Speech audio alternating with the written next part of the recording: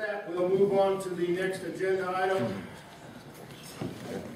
which is a request, CUP 14-0004, a request by Thomas Petroleum LLC for a conditional use permission to allow bulk storage of flammable and combustible liquids. Staff report, please. I guess AT, if you don't give a shit about the birds either. Sir, Mr. Chairman, we've got the conditional use permit request for flammable combustible liquids in the excess of 1,200 gallons, the light industrial LI zoning. We have Fire Protection District Fire Chief here. I would like his input before we open it up to the audience, please. So if you'd step up to the mic and give your... Commissioner Dracking, Fire Chief for the Trumbull County Fire District at 555 New Purpose Road. I just have a few concerns. When this was first brought to me. One of them, most importantly, is the lack of fire flow out of the one hydrant. Actually, there's two hydrants in front of this business. It's actually a Mills hydrant. It's a 6-inch line that runs through this. The last fire flow they did in it was 2007. This is when I got from the Mills. They have not done it since then. But there's been no improvement to that line since then either. The GPM flow from that hydrant at that time was 1,125 gallons out of the one hydrant.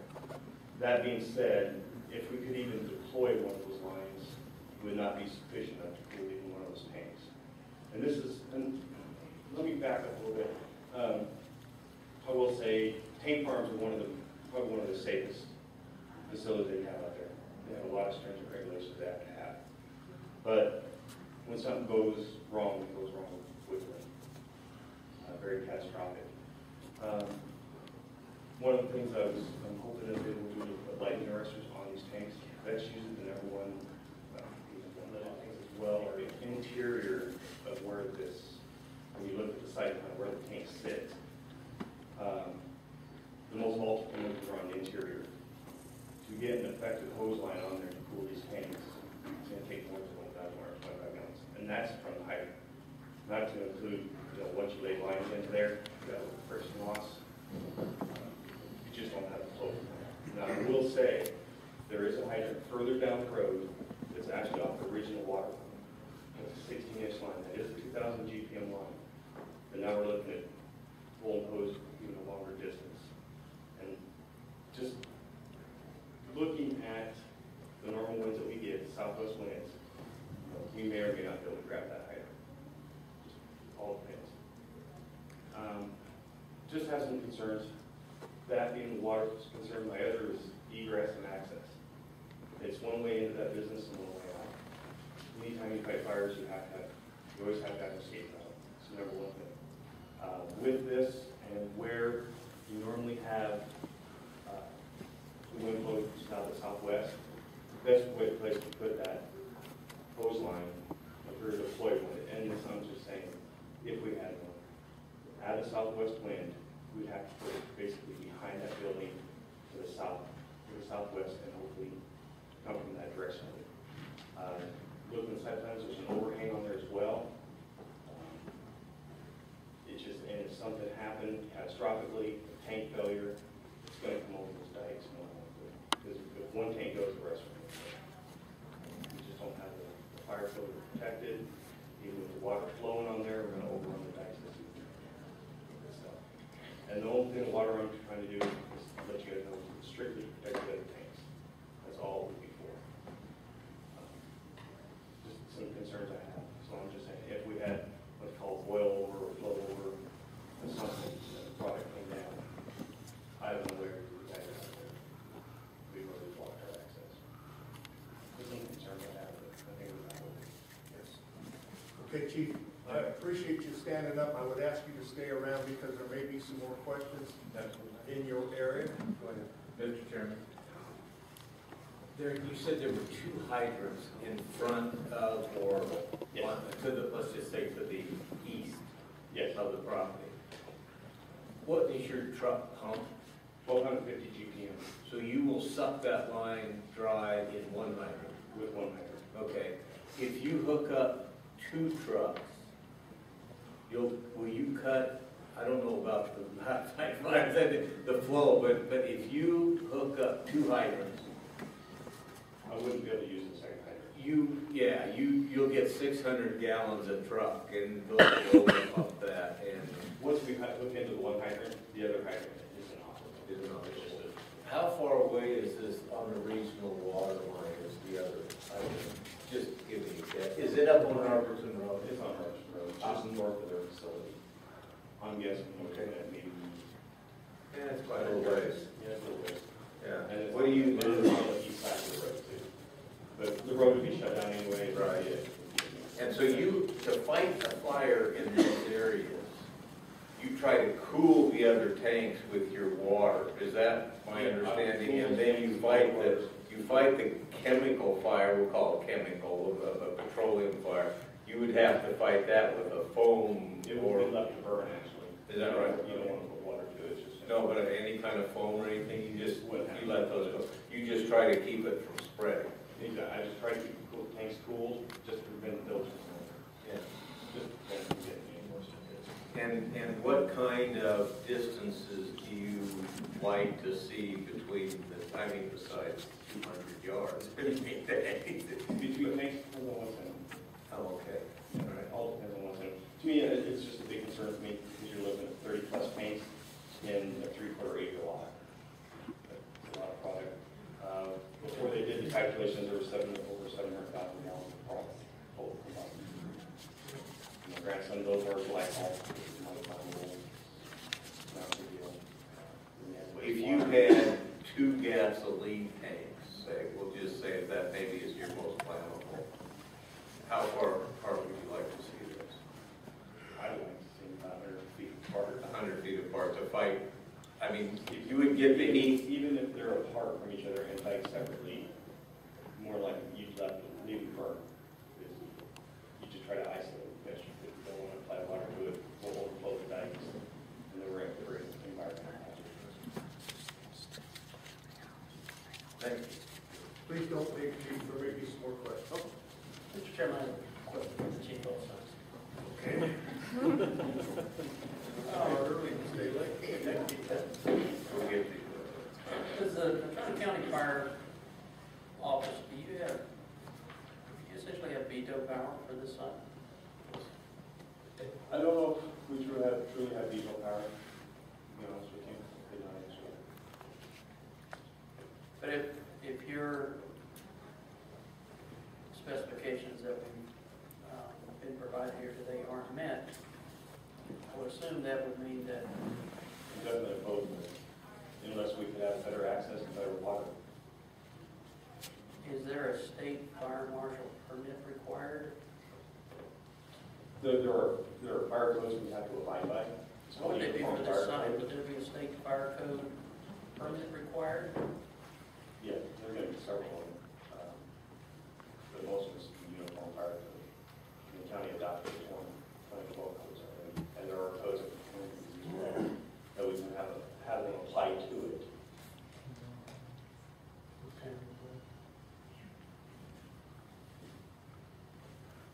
I guess I still wonder if we went for it, if we as a commission voted in favor of this, are there potential limitations on the site, such as fire flows, and some of these other issues you were talking about that would, in effect, determine the site unbuildable with the improvements that are proposed? Fire-wise, yes. But there really is nothing, all we can do is suggest. Don't go away. Do you guys have any other questions? There will be. All right. Anyone wishing to speak in favor of this agenda item? Wait your turn. I'm waiting.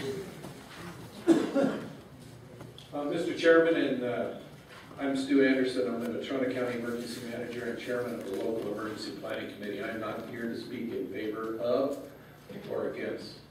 However, I am here to, the best way to fight a fire, the best way to fight a massive leak is to have mitigation efforts to prevent it totally from occurring. The law requires all facilities over 10,000 pounds and some less of certain products to report to us. Not all of those do. We've made a stringent effort. In other words, they have to report how it's stored, where it's stored, site facility plans, and what is stored, obviously. Last year we had 160 facilities report. We did a massive effort to get people to report. We have 461 facilities reporting to us. By law, federal statute, 40 CFR 370, they have to report to us, the jurisdictional fire departments, and to the State Emergency Response Commission.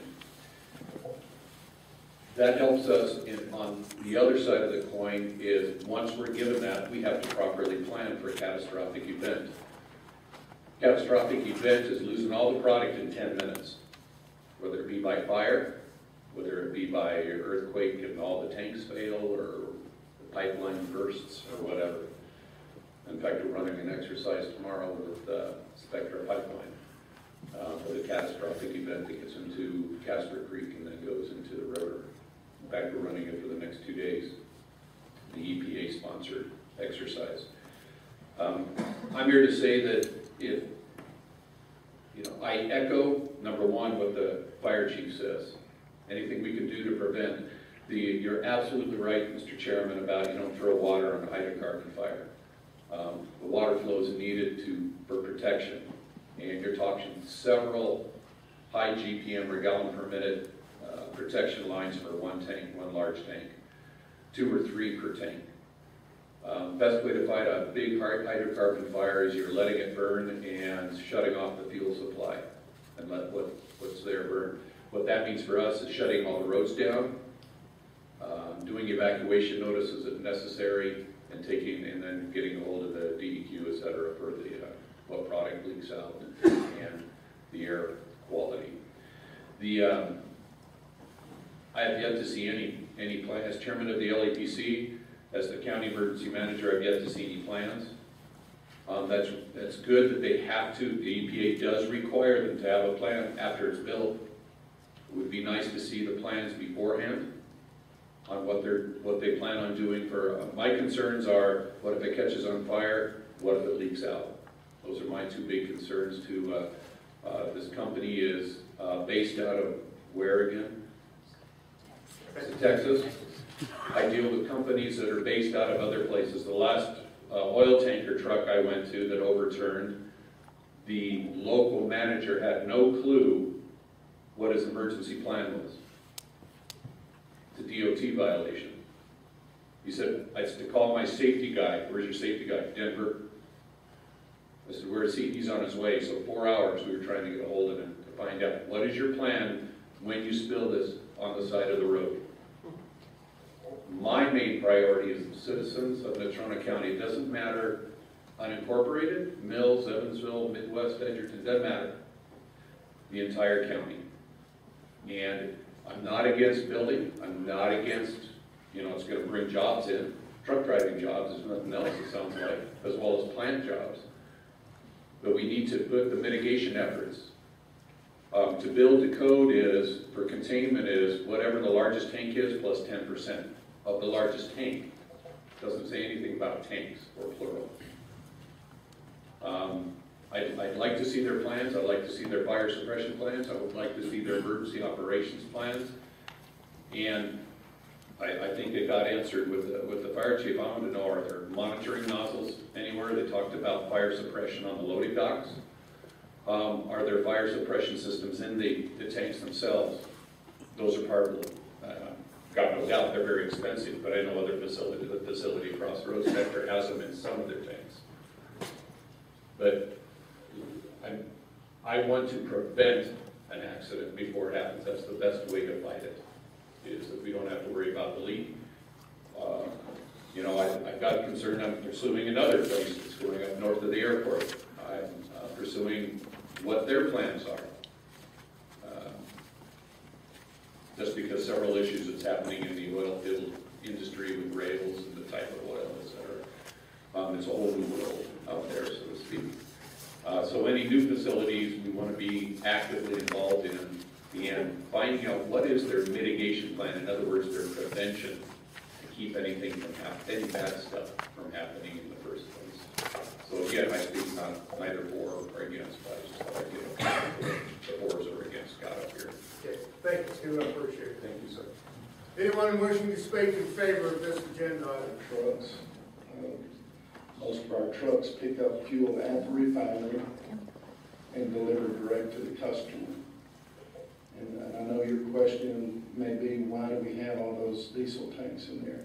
And the reason is a lot of times we get notification that the refinery's fixing to do a turnaround.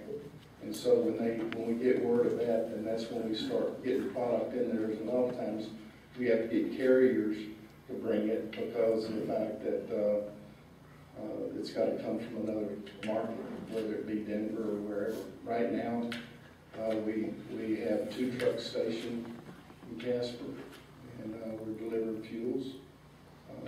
That building is adequate for us as far as warehouse storage, and it's, overabundantly more office space than we need.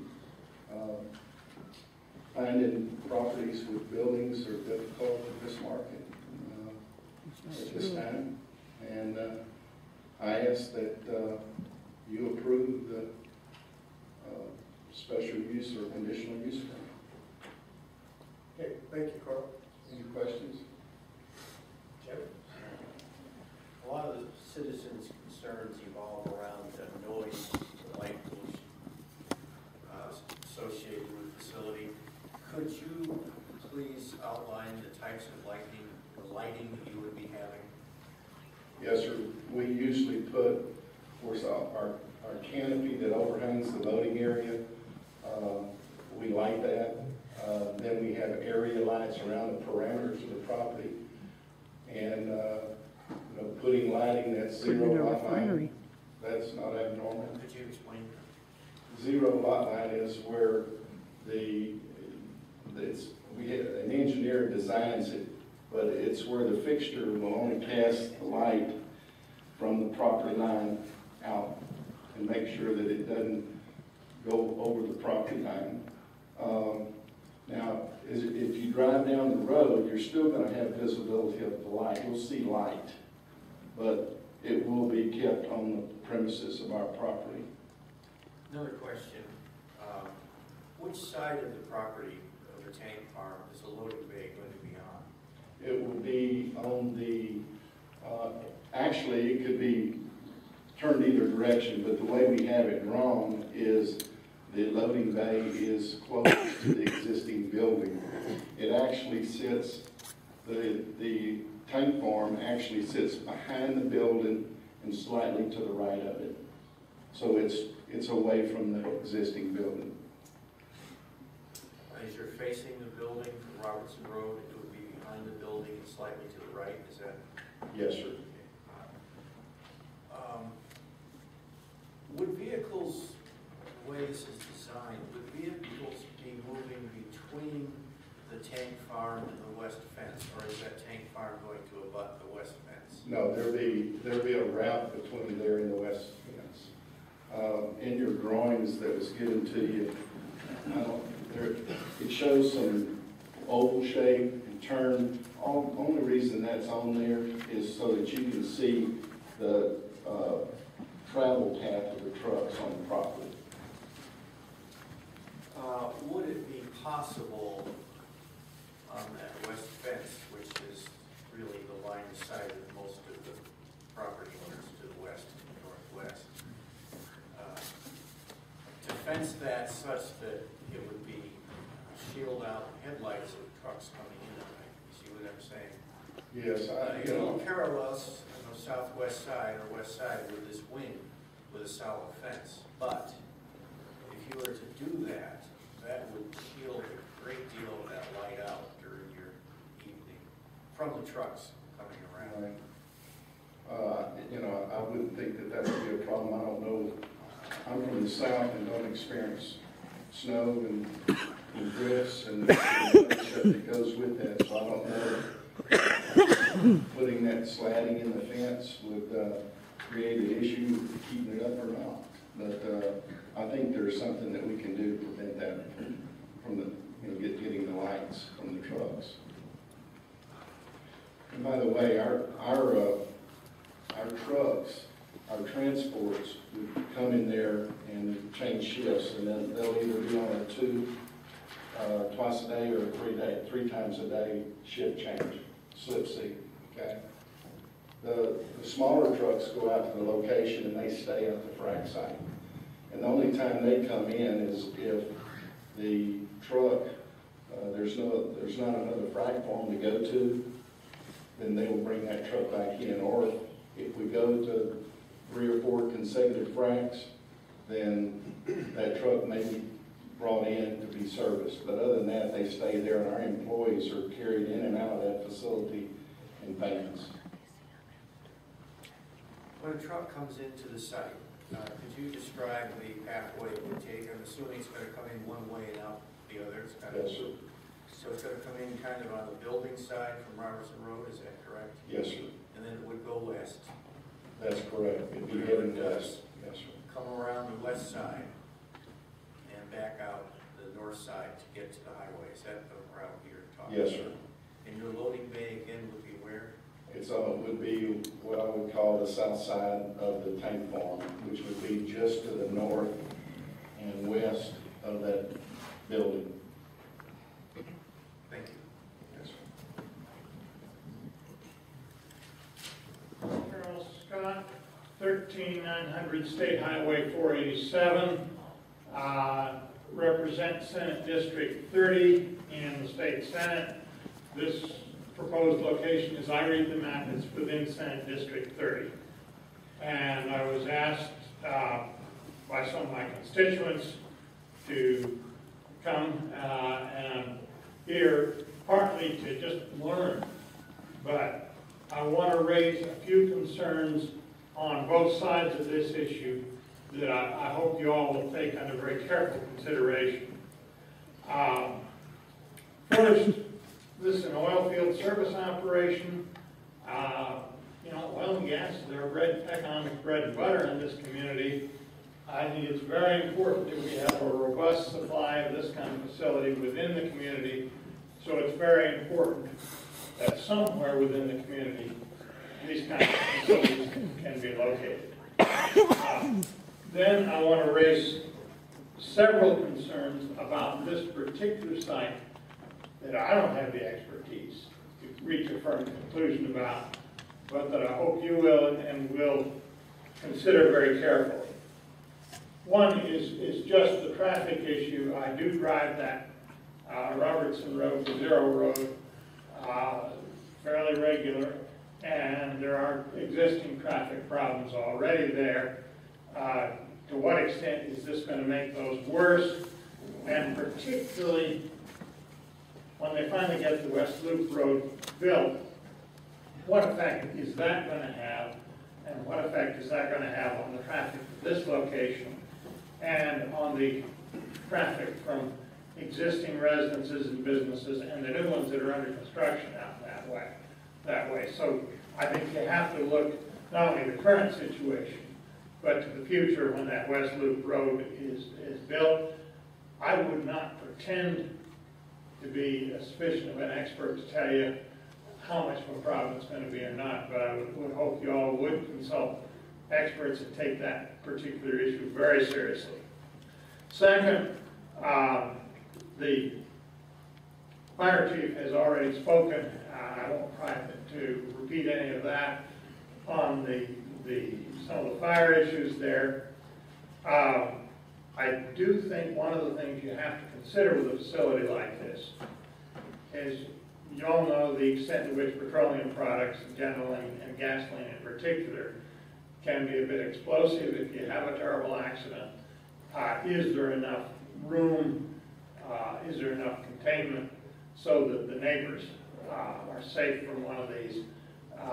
That's the only thing I would add to what he's already said.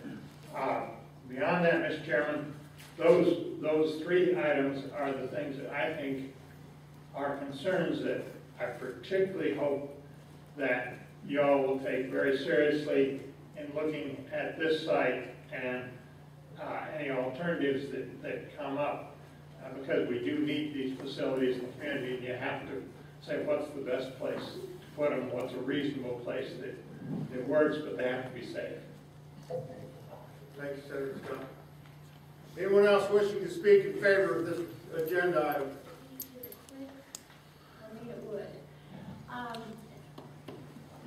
can't cover everything, but I want to start with this particular example. This is an actual example of stacking tanks close together, Barton Solvents Flammable Liquid Explosion. The U.S. Chemical Safety and Hazard Investigation Board did good work in making safety recommendations to the industry and government regulators. The board determined that the explosion resulted from a buildup of flammable vapor-air mixture inside a storage tank that was ignited by a spark from a measuring float inside the tank.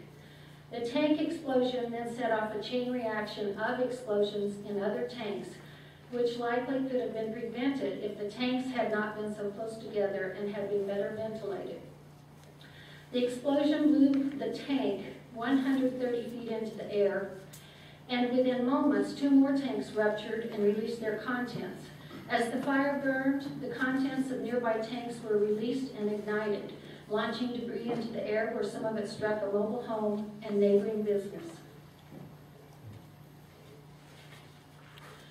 This slide is a comparison of the previous example.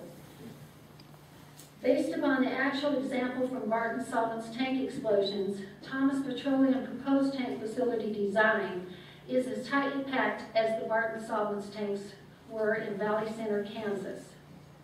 High possibility if one tank explodes, all flammable tanks may explode.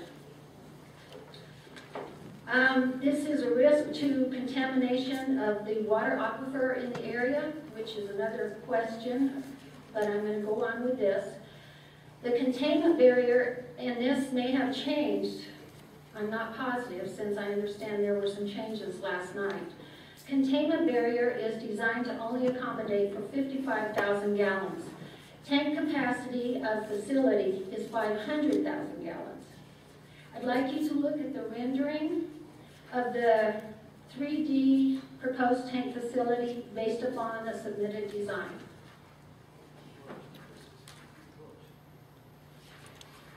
This is another example of why we're concerned. This was a 10,000-gallon diesel fuel storage tank explosion, which killed 1 worker and caused a fuel spill. The explosion may have been sparked by a welder working about 100 yards away from the above-ground tank. Let me go down to resident Mary Crest. I've been here 20 years, and I don't know if I want to live here anymore. I think that's Mary Crest looking at the tank in her front yard. 7,500 gallons released in the explosion. The dike encircling the area did not contain the spill.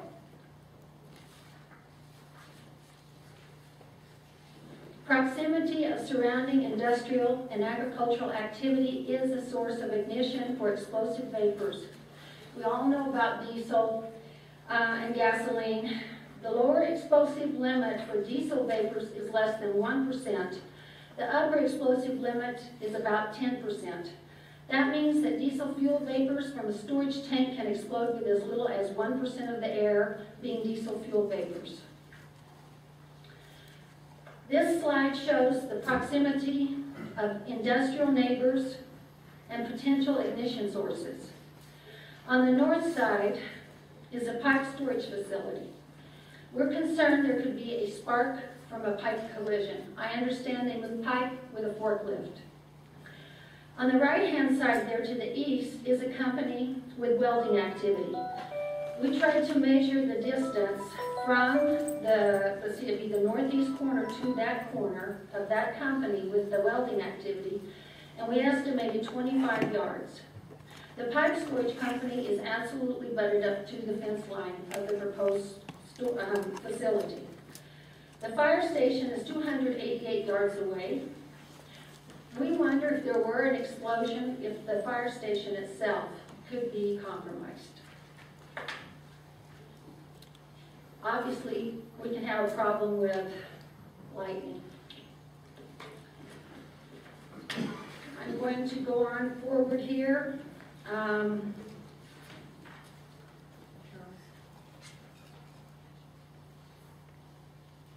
out of time, Connie. Okay, they're susceptible to human error. In particular, I think it's important that we get to some issues of accidents and their own safety record. Just do me a favor, will you give me a page number on that, and these guys can research that? Okay. And then we've got some other folks out there that need to talk. It's not that I want to shortchange you, but. I understand. Okay. A page number. It's in your packet. Gail Osborne. I've been at 825 North Robertson Road since 1979. I bought the property, it was zoned light industrial. There were covenants saying no painting, no this, no that, no that, on and on and on. MGF was the drilling company, it moved across the way. They paint rigs. First thing we had to do was deal with painted cars. Now, my question for Mr. Carlton would be, I've got several questions actually. I'd like to know the maximum capacity of his tanks. That's number one. Number two, how many trucks and what size are the trucks? Number three, what is he talking about putting his exit on the south side, because there's an irrigation ditch there. I don't care about light pollution because I don't live out there at night. But the residents do, and I feel bad for them. And what is the actual size of that lot? How close are those going to be? Those are the questions I need to know. And I'm not going to go through the painting my cars things again with all the employees, because I will sue. Very simple, and I got plenty of money to sue. Traffic issue is huge. I finally, after all these years, last year put up a fence. I hated that. But after catching two couples making love, people coming in defecating, and I can go on and on and on, dumping, stealing, blah, blah, blah, blah, blah. I finally had to do that because we have so much traffic there now, which is a big issue for me because I'm the person that all the southwest wind comes to. I'm the one that gets the tumbleweeds, the sand, the everything, and unfortunately, the worst case scenario, if something does blow up, I'm going to get fired too. And I can verify the fire chief's concern about the water pressure. I turn on the faucet for coffee and it goes coffee faucet. What's it going to do for a tremendous fire? And of course, Mr. Thomas, who is from the south, and guess what? So am I. The difference is there's humidity in the south. Up here, it's very dry, it's static. I have the welding facility. I have a lot of things over there. My life is over there. I'm not willing to compromise. This lot is not big enough for his proposal. It's absolutely ludicrous. And I'm shocked that he's not looking at something further west, because that traffic, oh, it's horrible. Okay, so what else can I bring up? Have I bitched enough yet? Oh, I can tell you something. I'm going to end with a little story. One of the things I do is I refurbish blowout preventers. And as the BP thing, you all know what blowout preventers are. I've been in this business for 43 years. And I had an engineer tell me, well, what do you mean there's sand in this system? This is a closed system. How can sand get there? And of course, being my my smart aleck little witty self, I said, well, I go to the beach with a bathing suit, but I can barely get sand in my crack. Therefore, you can contain all you like, but there is the probability of a blowout. Thank you. Thank you, Sean. Anyone else? That deserves its own moment.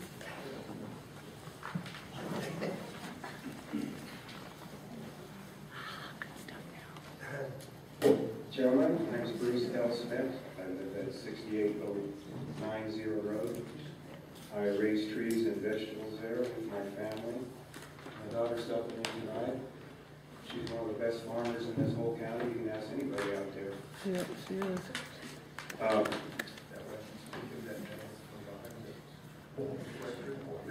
That's her.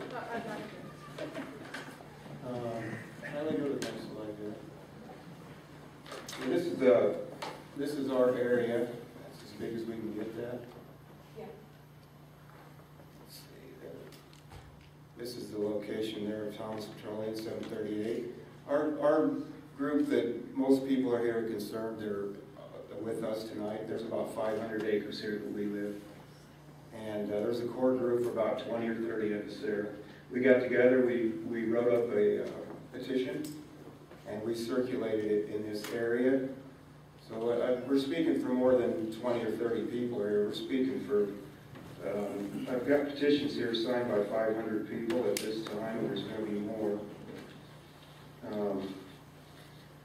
We talked to these business owners all along here, many of them up in here, and then we started going door to door in here, and we're in Vista West now. We've talked to many, many people in there, and not all of them yet, but we will by the next meeting. That's where we need these 500 signatures.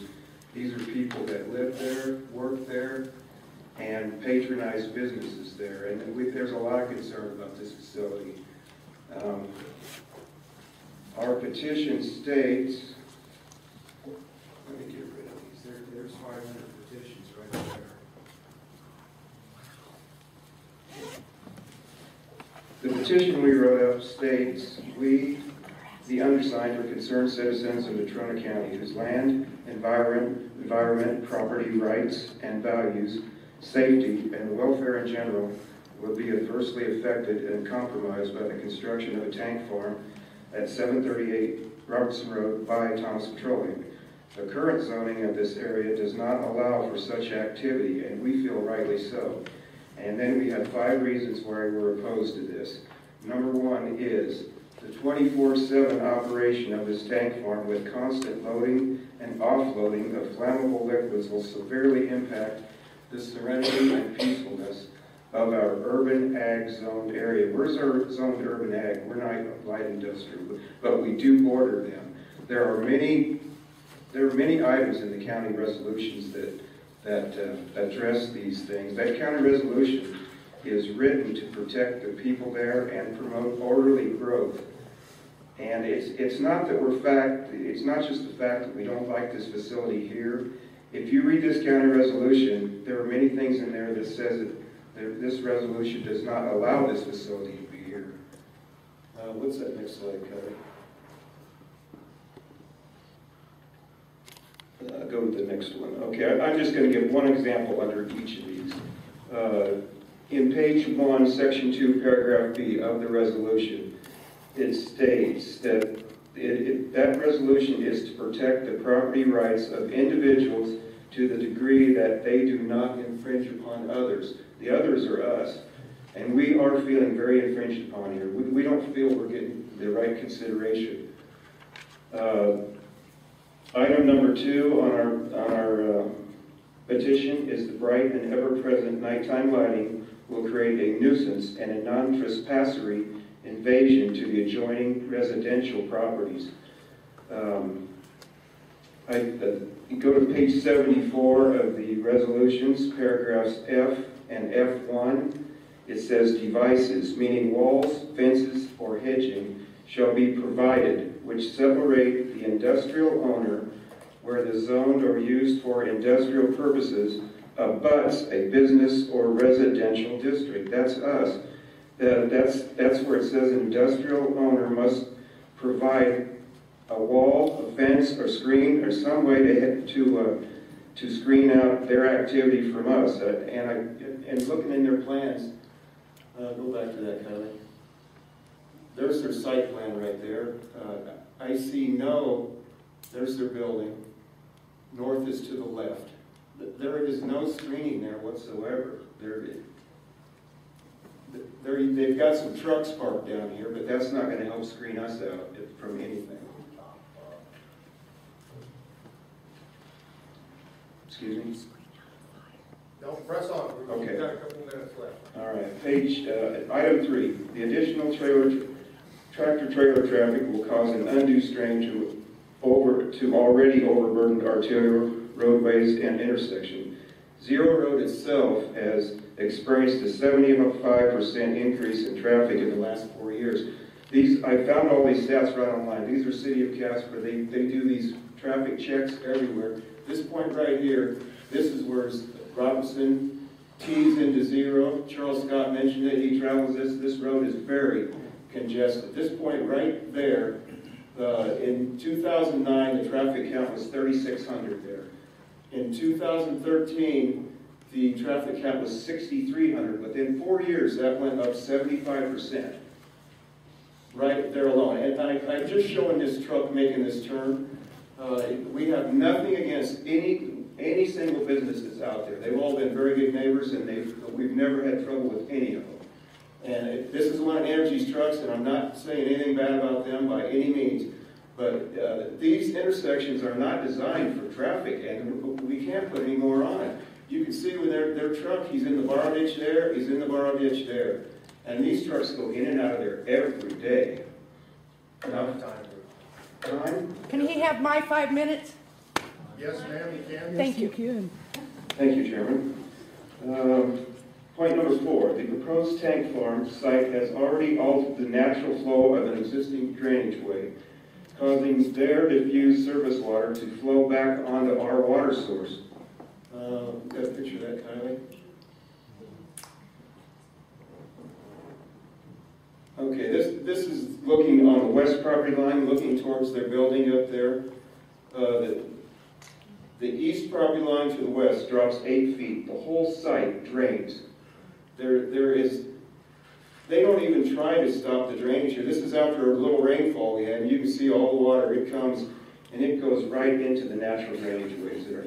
If anything would ever leak right there, it's all going to come to the west into our water supply. There's a lot of houses around here on the west. That's where it's going. This little concrete well, there's after it dries out. You can see the alkali there. Right, that alkali spot right there. Show the next one quickly, baby. That's that spot right there. That's where all those tanks are going to go. And that's where that alkali is right now. That is not a good building site. What's the next one, Kelly? That's that concrete pad you just see. That's what happens when you pour concrete on that kind of ground, on that alkali ground. It's going to crack. Their containment facility it's going to fail. What's the next one? This is the west property line fence. It won't even support the fence. That soil is so bad. This is not my neighbors had to prop it up because it falls down. You can see this is not a type of fence that catches a lot of wind drag. This is just a chain link fence. It won't even stay up. This soil, you can see it's eating, you know what it does to concrete. It eats concrete. You can see it's eating this post. You can see the gap there. The fence is falling over. This soil won't support structure. Point 5 on our petition was, we are concerned for our safety and welfare. And these two gentlemen have really addressed that. I'm not going to say anything about that, but we are concerned about the hazardous substances being stored here. And they are hazardous. Every one of them is considered hazardous by the EPA. They all have MSDS sheets on them. This is a photo on their southwest property line. This is looking over to my neighbor's house. Dean Dick lives here. This is the water. This water is always here. This is natural groundwater, and the whole site drains into that. And that slough is about 2 acres there, and it drains. It goes on down into the Platte. It goes into it merges with the irrigation channel and goes into the Platte. These are just some more shots of that slough. Then we say in the petition, we hereby request every public official concerned to use whatever legal means to prevent the construction of this tank farm. We are very worried and concerned about this site. Thank you. Any questions? Nope, we None? covered it. Okay, Thank you. you're welcome. Anyone else wishing to speak against this agenda item? That was beautiful.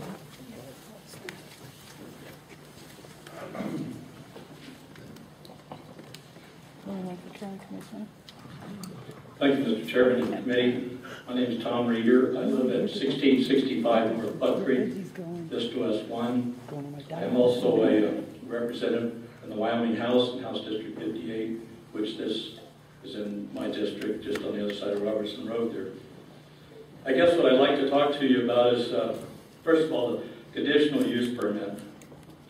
It says, unless otherwise specified, a conditional use permit runs with the land and does not terminate when the property is sold.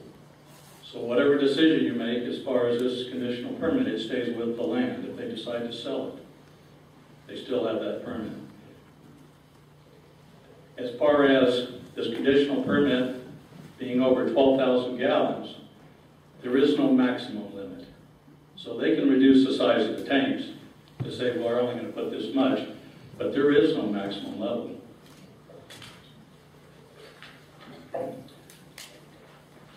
The other issue I'd like to bring out is the guidelines for review. In your application, you have 5 of them there. I can't argue with number 1 because the owner of record or contract purchaser has signed the application. However, number 2, granting the conditional use permit will not contribute to an overburdening of the county services. Well, I think it's been discussed tonight that it could be possible there is a burden on the county. I mean, if we have to fight a fire there, if we have to increase the water, what about current inspections on the tanks? How about safety requirements, environmental regulations? I'm sure Stu will be getting involved in his time and effort. So I think there is an impact on the county. Number 3 is granting the conditional use will not cause undue traffic, parking, population density, or environmental problems. I think those issues have been addressed here tonight, so I won't go into that in great detail, but there will be an increase in truck traffic, and the traffic there is already terrible. And I might as well address this light issue.